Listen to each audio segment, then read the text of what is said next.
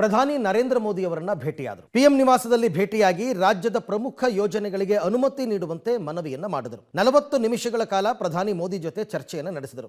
ಇದೇ ವೇಳೆ ಗೃಹ ಸಚಿವ ಪರಮೇಶ್ವರ್, ಸಚಿವ ಮಹದೇವಪ್ಪ ಕೂಡ ಹಾಜರಿದ್ದರು. ಪ್ರಧಾನಿ ಭೇಟಿ ಬಳಿಕ ಮಾತನಾಡಿದ ಡಿಕೆ ಶಿವಕುಮಾರ್, ಮಹದಾಯಿ, ಮೇಕೆದಾಟು, ಕೃಷ್ಣಾ ಮೇಲ್ದಂಡೆ, ಬೆಂಗಳೂರು ಅಭಿವೃದ್ಧಿ ಯೋಜನೆಗಳ ಬಗ್ಗೆ ಚರ್ಚೆ ನಡೆಸಿದ್ದೀವಿ. ಕರ್ನಾಟಕ ಹೆಚ್ಚು ತೆರಿಗೆಯನ್ನು ನೀಡ್ತಾ ಇದೆ, ಹೀಗಾಗಿ ಅಗತ್ಯ ಕೆಲಸಗಳು ಆಗಬೇಕು ಅಂತ ನಾವು ಮನವಿಯನ್ನು ಮಾಡಿದ್ದೀವಿ. ಅಲ್ಲದೆ ಗಿಫ್ಟ್ ಸಿಟಿ ರಾಜ್ಯಕ್ಕೊಂದು ಕೊಡುವಂತೆ ಮನವಿಯನ್ನು ಮಾಡಿದ್ದೀವಿ.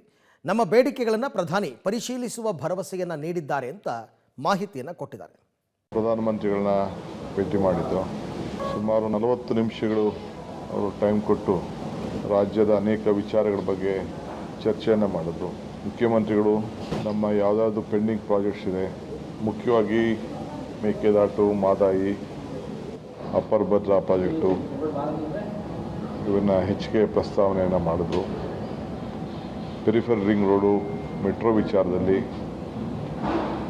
ಬೆಂಗಳೂರಿನ ಟನಲ್ ವಿಚಾರ,